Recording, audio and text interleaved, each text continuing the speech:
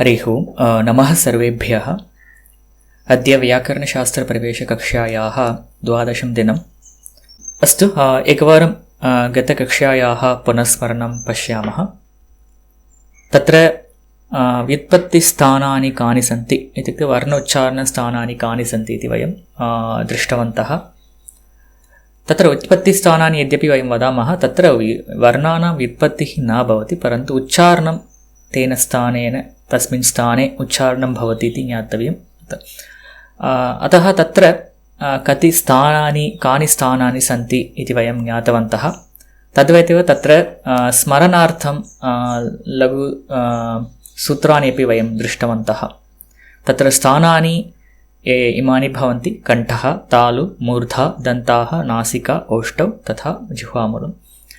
अग्रे पुनः सूत्राणि वयं दृष्टवन्तः। अकुहा विसर्जनीयानां कण्ठः, इचुयशानां तालु, ऋटुरषाणां मूर्धा, लृतुलसानां दन्ताः, उभुपद्मानीयानां ओष्ठौ, न्यमङ्गणनां नासिका च, नासिकानुस्वारस्य एदैतोः कण्ठतालु, ओदौतोः कण्ठोष्ठं, वकारस्य दन्तोष्ठं, जिह्वामूलीयस्य जिह्वामूलम्। अत्र इमानि सूत्राणि साक्षात् अष्टाध्याय्यां न सन्ति, परन्तु अत्र व्याख्याकर्तृभिः इमानि सूत्राणि विरचितानि सन्ति। अतः अत्र साक्षात् पाणिनिना प्रोक्तानि इति नास्ति। अस्तु, इदानीम् अत्र केषां वर्णानां किम् उच्चारणस्थानम् इति अत्र ज्ञातुं शक्नुमः। उदाहरणम् अकुहा विसर्जनीयानां कण्ठः इत्यत्र अकारः तथा तस्य 18 भेदाः, पुनः कु इत्यनेन कवर्गीयाः 5, ह अकारः, विसर्जनीयः विसर्गः, एतेषां वर्णानाम् उच्चारणस्थानम् अस्ति कण्ठः। पुनः इचुयशानां तालु इकारः, पुनः तस्य 18 भेदाः, पुनः चवर्गीयाः 5, यकारः शकारः, एतेषाम् उत्पत्तिस्थानम् उच्चारणस्थानं तालु वर्तते। एवं वयं सूत्राणि वयं दृष्टवन्तः। तत्र विशेषः कः इति चेत् न्यमङ्गणनानां नासिका च। तत्र चकारेण किम् उच्यते? एतेषां वर्णानां यानि स्थानानि कण्ठतालु इत्यादि स्थानानि यानि सन्ति, तेन साकं नासिका अपि एतेषां वर्णानां स्थानं भवति इति अत्र उच्यते। उदाहरणं ञ इति स्वीकुर्मः चेत् तत्र इचुयशानां तालु इत्यत्र तालुस्थानमपि तस्य भवति, पुनः नासिका अपि तत्र भवति। अतः एतेषां वर्णानां स्थानद्वयं तत्र भवति। पुनः नासिका अनुस्वारस्य, अत्र अनुस्वारस्य नासिका इति एकमेव स्थानं यथापूर्वं। पुनः एदैतोः कण्ठतालु, अत्रापि एकार ऐकारयोः स्थानद्वयम्, ओकार औकारयोः अपि स्थानद्वयं, पुनः वकारस्य अपि स्थानद्वयं। तद्वयं ज्ञातवन्तः। इदानीं वयं ज्ञातवन्तः कथं वर्णोच्चारणं कथं भवति, कुत्र वर्णोच्चारणं भवति इति ज्ञातम्।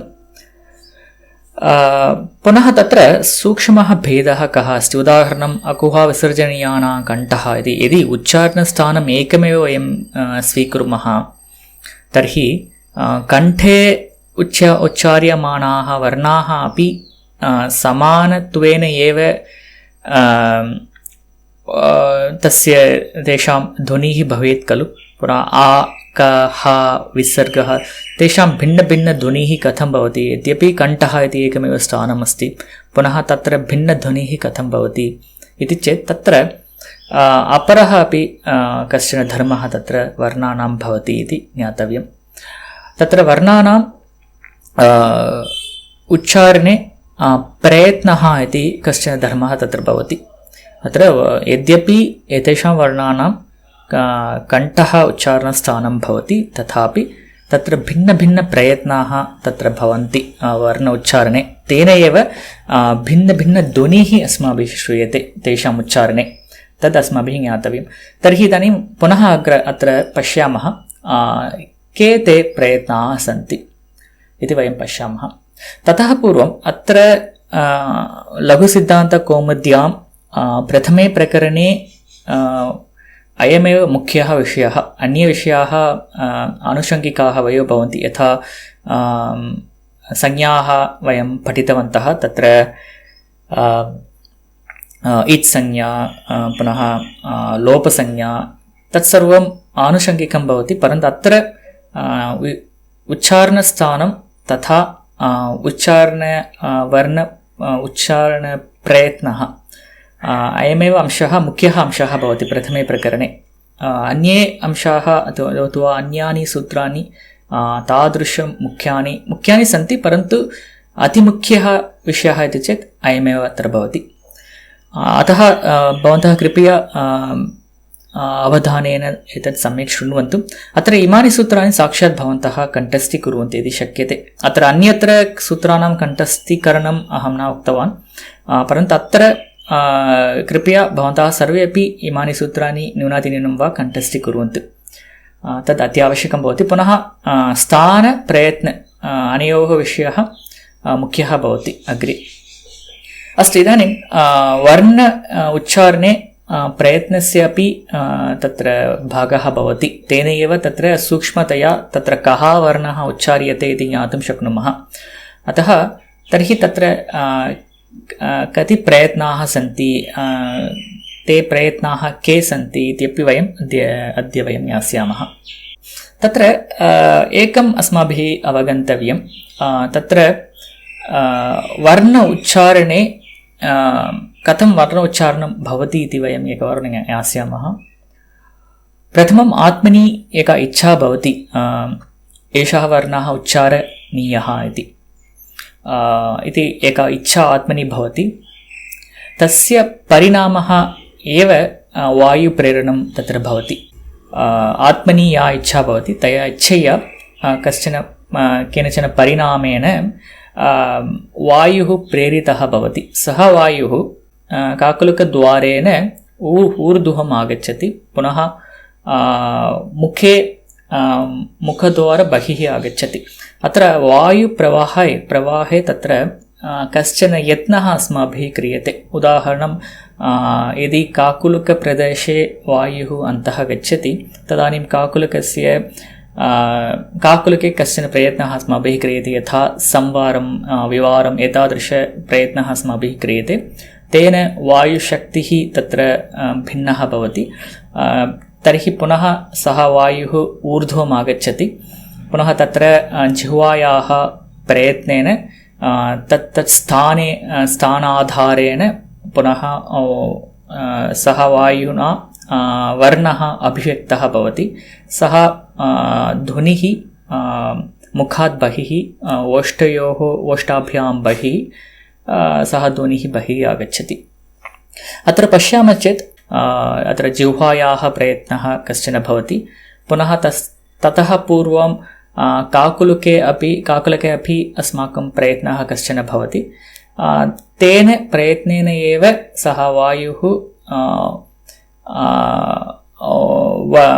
वायुः प्रेरितः भवति, पुनः तत्र वर्णः अपि अभिव्यक्तः भवति इति ज्ञातव्यम्। तर्हि तत्र कः प्रयत्नः तत्र अन्तः प्रचलति इति ज्ञातव्यम्। अत्र एकं स्मर्तव्यं, प्रयत्नः इति चेत् यावत् पर्यन्तं वायुः ओष्ठाभ्यां पूर्वं भवति, अत्र ओष्ठपर्यन्तमेव अस्माभिः किमपि कर्तुं शक्नुमः वर्णोच्चारणे। ततः परं वायुः अत्र सः ध्वनिः वा शब्दः वा वायौ प्रवहति, तत्र अस्माकं कार्यं किमपि नास्ति, अस्माकं प्रयत्नः कोऽपि न भवति। यदि ओष्ठतः बहिः ध्वनिः भवति, ततः परम् अस्माभिः किमपि कर्तुं न शक्यते। अतः यत्किमपि भवतु तत्सर्वं पूर्वमेव, ओष्ठाभ्यां पूर्वमेव किमपि भवितुम् अर्हति। अतः अत्र यः कोऽपि प्रयत्नः भवतु, सः प्रयत्नः ओष्ठाभ्यां पूर्वमेव भवति इति ज्ञातव्यम्। तत्र बहुविधयत्नाः भवन्ति इति ज्ञातव्यं। तत्र स्थूलतया तत्र द्विधा भवति यत्नः। तत्र आभ्यन्तराः यत्नाः, पुनः बाह्याः यत्नाः इति। अत्र आभ्यन्तराः इति चेत् तत्र अस्य अर्थः अन्ते विद्यमानाः यत्नाः बाह्याः, अत्र बहिः विद्यमानाः यत्नाः इति अर्थः।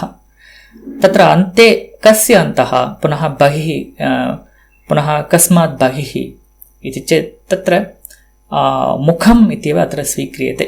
अत्र मुखम् इति चेत् तत्र ओष्ठतः कण्ठपर्यन्तं मध्ये यः भागः अस्ति, जिह्वा, पुनः वयं व्युत्पत्तिस्थानानि वयं दृष्टवन्तः खलु, तत्र विद्यमानः भागः मुखम् इति उच्यते। तत्र यः प्रयत्नः भवति सः प्रयत्नः आभ्यन्तरः इति भवति। तस्मात् बहिः यः कोऽपि प्रयत्नः भवति चेत् सः बाह्यः इति उच्यते। बाह्यः, अत्र बाह्यः इति चेत् तत्र सामान्यतया प्राथमिकस्तरे ओष्ठाभ्यां बहिः विद्यमानः प्रदेशः कश्चन, नो चेत् विद्यमानः कश्चन प्रयत्नः इति वयं चिन्तयामः, तथा नास्ति। ओष्ठाभ्यां बहिः अस्माकं कार्यं किमपि नास्ति। यदि कोऽपि प्रयत्नः अस्माभिः न क्रियते तर्हि बहिः इत्युक्ते मुखात् पृष्ठभागः, इत्युक्ते चिबुकस्य अधस्तात् यः भागः अस्ति तत्र विद्यमानः प्रयत्नः बाह्यः इति उच्यते। इत्युक्ते यः प्रयत्नः काकुलके तत्र तत् स्थाने यः प्रयत्नः अस्माभिः वर्णोच्चारणे क्रियते सः प्रयत्नः बाह्यः इति भवति। अतः आभ्यन्तरः प्रयत्नः इति चेत् मुखे भवः प्रयत्नः आभ्यन्तरः, ओष्ठतः कण्ठपर्यन्तं जिह्वामूलपर्यन्तं यः प्रयत्नः भवति सः आभ्यन्तरः। तस्मात् परम् अन्तः काकुलके, नो चेत् तस्मात् परं बहिः, मुखात् बहिः अन्तः यः प्रयत्नः भवति सः बाह्यः प्रयत्नः भवति। इदानीम् अत्र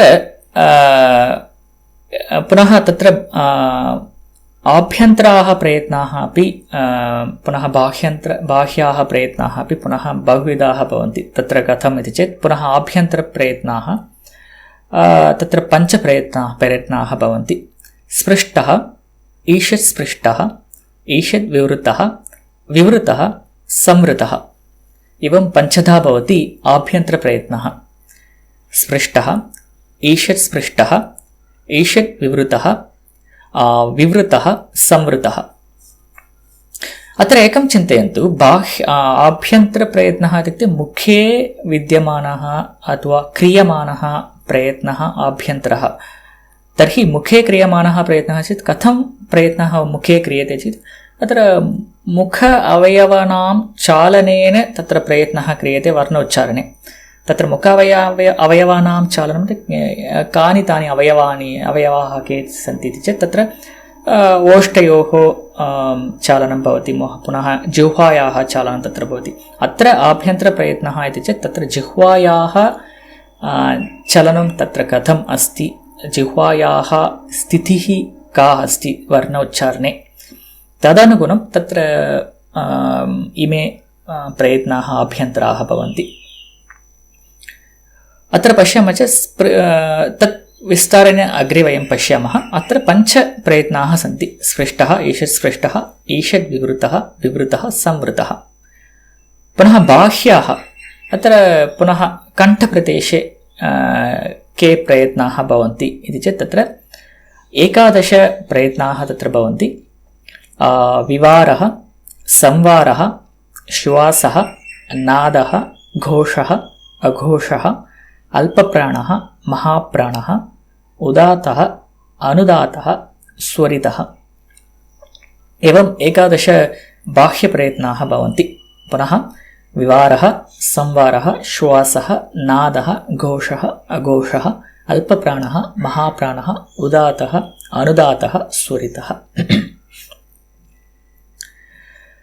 अस्तु, अत्र स्थूलतया किम् अवगन्तव्यम् इति चेत् मुखे जिह्वया यः प्रयत्नः क्रियते सः प्रयत्नः आभ्यन्तरः, मुखात् बहिः कण्ठप्रदेशे काकुलके यः प्रयत्नः अस्माभिः क्रियते सः बाह्यः। एतद् अस्माभिः अवगन्तव्यम्।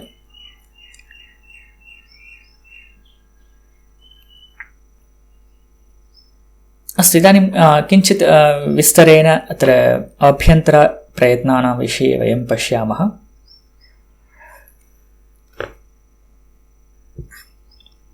अत्र एते प्रयत्नाः कथं भवन्ति इति चेत् तत्र जिह्वायाः स्थितिः कथम् अस्ति इत्युक्ते तत् उच्चारणस्थानानुगुणं जिह्वायाः स्थितिः का अस्ति तदनुगुणं तत्र इमे प्रयत्नाः भवन्ति। अत्र स्पृष्टः इति चेत् अत्र नाम्ना ज्ञायते तत्र स्पर्शः भवति। कस्य स्पर्शः? अत्र जिह्वायाः स्पर्शः तत् वर्णस्थाने भवति इति स्पृष्टः प्रयत्नः। अत्र येषां वर्णानाम् उच्चारणे जिह्वा साक्षात् तत् स्थानं स्पृशति,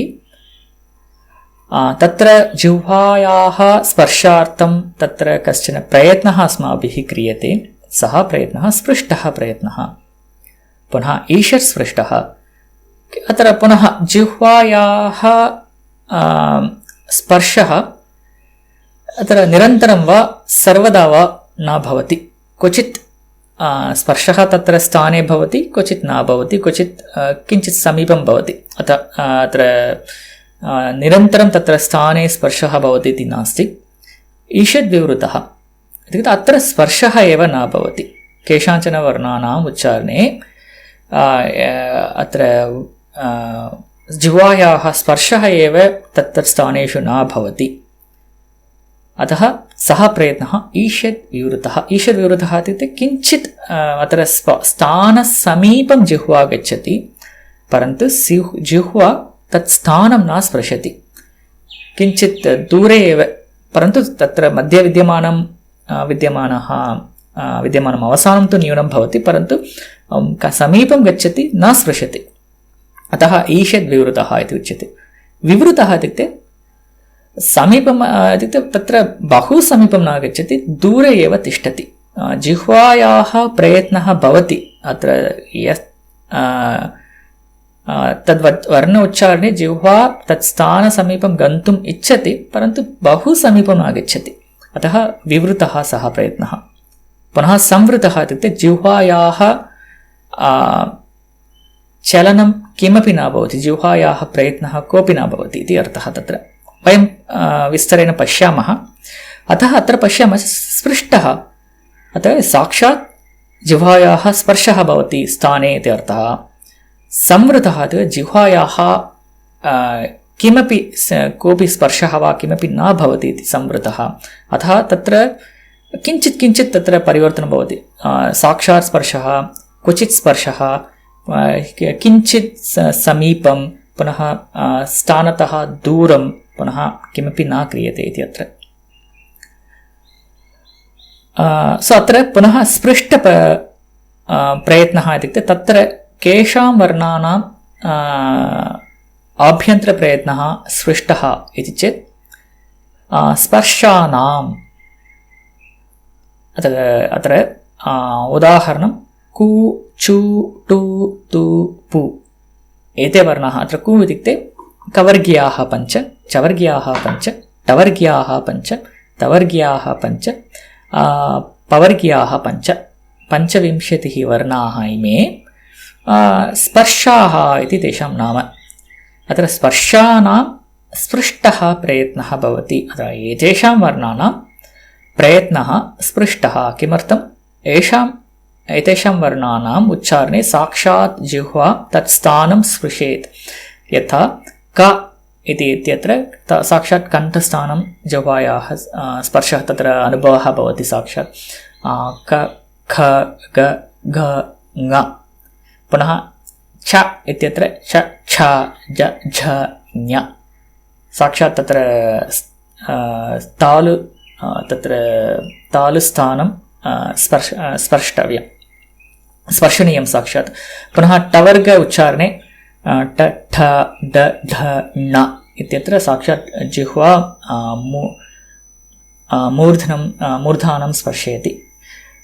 पुनः तवर्ग उच्चारणे तथ, दध, न तत्र दन्तस्थानं स्पृशति साक्षात्। पुनः पप्फ, बभ म तत्र जिह्वायाः स्पर्शः यद्यपि न भवति तत्र ओष्ठयोः स्पर्शः भवति इति स्वीक्रियते। अतः कुचुटु तुपु इत्यत्र साक्षात् जिह्वायाः स्पर्शः भवेत् तत् स्थाने इति अर्थः। पुनः ईषत् स्पृष्टः अत्र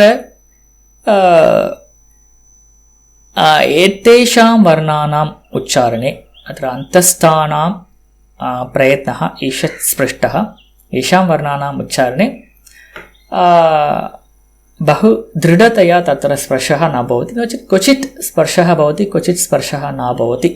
उदाहरणं य इति तत्र मन्दस्पर्शः एव तत्र भवति। व इत्यत्रापि मन्दस्पर्शः भवति। र इत्यत्र लघुकम्पनं भवति। अत्र साक्षात् स्पर्शः सर्वदा न भवति। स्पर्शः स्पर्शः स्पर्शः स्पर्शः एवं तत्र कम्पनं तत्र भवति, स्पन्दः भवति। तत्र र इति भवति। पुनः ल इत्यत्रापि मन्दस्पर्शः तत्र भवति। अतः ईषत् स्पृष्टः किञ्चित् तत्र स्पर्शः भवति येषां वर्णानाम् इति अर्थः। पुनः ईषत् विवृतः अत्र ऊष्मणवर्णानाम् ईषत् विवृतः प्रयत्नः भवति आभ्यन्तरः। अत्र एतेषां वर्णानाम् उच्चारणवेलायां जिह्वा साक्षात् स्थानं न स्पृशति, किञ्चित् दूरे भवति, परन्तु बहु समीपं गच्छति। तत् स्थानसमीपं जिह्वा गच्छति, परन्तु जिह्वा न स्पृशति। अतः श इति उच्चारणवेलायां मध्ये तद् मध्ये अवसानं तु निश्चयेन भवति। तत्र साक्षात् जिह्वायाः स्पर्शः तालुनि न भवति। अतः श इति उच्चारणवेलायां तत्र ईषद् विवृतः किञ्चित् दूरम् आगच्छति जिह्वा तत् स्थानतः। श इति उच्चारणवेलायां पुनः साक्षात् जिह्वायाः अग्रभागः मूर्धानं प्रति गच्छति, तथापि मूर्धानं न स्पृशति। अतः श इति उच्चारणं भवति। यदि भवन्तः अपि एकवारं कृत्वा पश्यन्तु कथं भवति इति। पुनः स इत्यत्रापि तत्रापि जिह्वायाः अग्रभागः दन्तस्थानं गच्छति, परन्तु दन्तान् न स्पृशति। अतः स इति उच्चारणं। ह इत्यत्रापि जिह्वायाः कोऽपि भागः कुत्रापि न स्पृशति, साक्षात् वायुः निर्गच्छति। ह तत्र जिह्वायाः कण्ठप्रदेशः किञ्चित् तत्र कश्चन अनुभवः तत्र भवति। तत्र पुनः ककार उच्चारणे यः अनुभवः भवति तस्मात् न्यूनः एव भवति हकारस्य कृते। अतः तत्र ज्ञातुं शक्यते तत्र ईषट् विवृतः तत्र वर्तते इति। अस्तु, तथैव तत्र विवृतः इत्युक्ते स्वराणां विवृतः प्रयत्नः भवति। तत्र स्वर उच्चारणे जिह्वायाः स्पर्शः अत्र कुत्रापि स्थानेषु कुत्रापि तत्र स्पर्शः न भवति, परन्तु जिह्वायाः चलनं स्थानाभिमुखं भवति, परन्तु बहु समीपं न गच्छति। अतः अच् इति उच्चारणे उदाहरणम् अकारः इ इति वदामः चेत् इ इति उच्चारणवेलायां तथा श इति उच्चारणवेलायां पश्यन्तु। श अत्र उभयोः अपि तालु एव उच्चारणस्थानं वर्तते। श इत्यत्र जिह्वा बहु समीपं गच्छति, इ इत्यत्र दूरे एव तिष्ठति। अत्र स्वराणाम् उच्चारणसमये जिह्वा बहु समीपं न गच्छति। उदाहरणम् इ इत्यत्र दूरे एव तिष्ठति, उ इत्यत्रापि तत्र स्पर्शः न भवति। ऋ इत्यत्रापि उपरि मूर्धानं न स्पृशति। अत्र मूर्धनः किञ्चित् दूरे एव जिह्वा तिष्ठति, परन्तु मूर्धानम् अभिमुखं भवति, परन्तु मूर्धनः दूरमेव तत्र तिष्ठति। लृ इत्यत्रापि लकार उच्चारणे अपि जिह्वायाः स्पर्शः कुत्रापि मा भवेत्। पुनः ए इत्यत्र ऐ ओ औ तत्र सर्वत्रापि जिह्वायाः स्पर्शः कुत्रापि न भवति। तत् स्थानाभिमुखं भवति जिह्वा, परन्तु दूरे एव भवति इति ज्ञातव्यम्। अत्र स्वराणां विवृतः प्रयत्नः इति चेत् सर्वेषां स्वराणां तादृशः प्रयत्नः भवति, परन्तु ह्रस्व अकारस्य प्रयत्नः भिन्नः भवति। अत्र ह्रस्वस्य वर्णस्य संवृतः प्रयत्नः भवति। अत्र आ इति वदामः चेत् दीर्घ आकारं वदामः चेत् तत्र विवृतः प्रयत्नः, अ इति वदामः चेत् तत्र संवृतः प्रयत्नः। अत्र संवृतः इति चेत् तत्र जिह्वायाः चलनं न भवति, अत्र जिह्वा अधः एव भवति। अत्र जिह्वायाः अग्रभागः अपि अधः एव स्पृशति, अत्र उपरि कोऽपि भागः जिह्वायाः उपरि न भवति, तत्र अधः संवृतः भवति। It is very closed in the bottom, it's no gap between the जिह्वा and the bottom portion of the mouth. It will very closely, the jihva goes very closer to the, not very close, it's almost closer.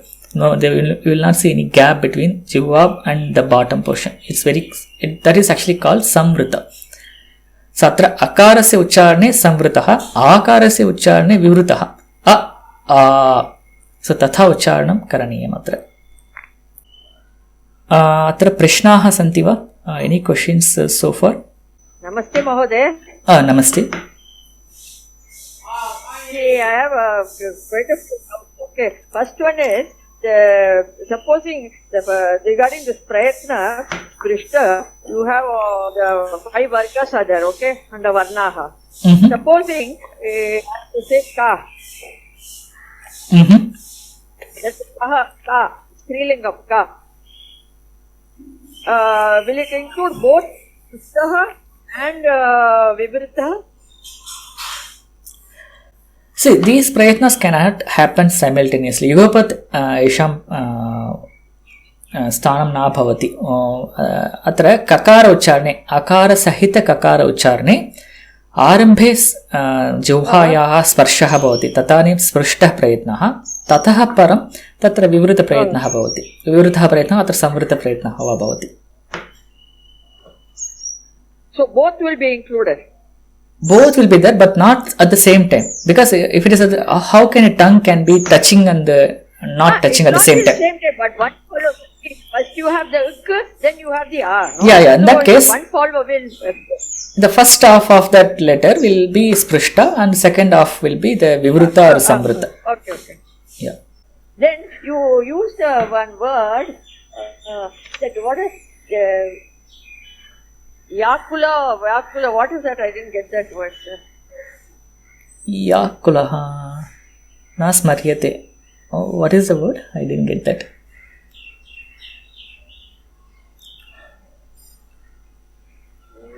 Some word. See, because it's only everything is dependent only on the ear, so I'm. Okay, kakulaka. Okay, kakulaka is the that kanta portion is kakulaka. Pardon? The portion where we have that vocal cords, that is kakulaka. Kakulaka it is called. Kanta. Okay, it's another name for kanta, is it? No, it's a kanta is not the kakul. Kakulaka is this atra chibukasya adastat grivayaha urdhva bhagam. Saha bhagaha kakulakaha. Kantaha is not kanta. So upper portion of the neck and the lower portion of the cheeks.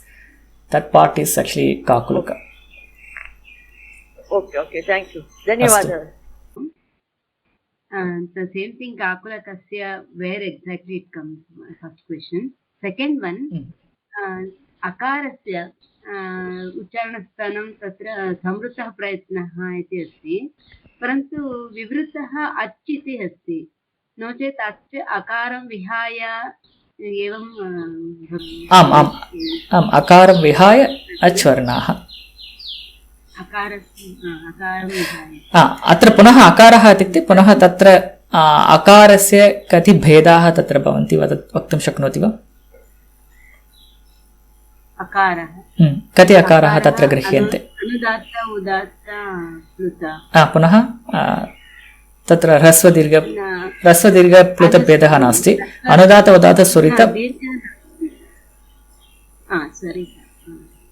Udatta, anudatta. उदात अनुदात स्वरित plus अनुनासिक निरनुनासिक उभयोः अपि तत्र ग्रहणं भवति अतः षट् भेदाः तत्र भवन्ति. There will be all six kinds of akara will be of samvrita. Veda. So basically it's all the prayatnas how in what grade the tongue actually stays closer or away from the sthana. That's based on that it is actually categorized. So it's very closer. It's not at all very closer. Samvrita means completely it doesn't move away, just sticks to the bottom sthala, and the sprishta is very closer to the sthana. And the grade how much it is closer or away, that's how it is actually categorized. Astu, dhanyavadah. And there is a short feedback form I have circulated. Please fill that feedback form. And if you are watching this on the YouTube, you will have the feedback link on the description. Please take a few minutes to leave your feedback. So, dhanyavadah. Vayam agrimakakshayam melishyamah.